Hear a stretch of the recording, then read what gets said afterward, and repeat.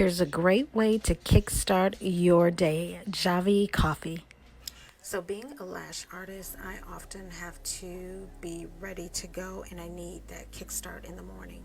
So, I just recently started using the Javy coffee concentrate, and this is a great thing for me to use to get my day going in the morning. So, I generally will add a cup of nice chilled bottled water to my clear mug that I love so much. I will generally add like 1 tablespoon to my coffee or to my water, and you can add more, but I just like one.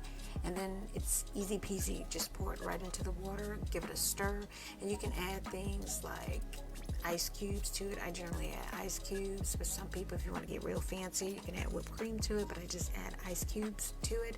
And this Javy concentrate is made from roasted 100% Arabica beans,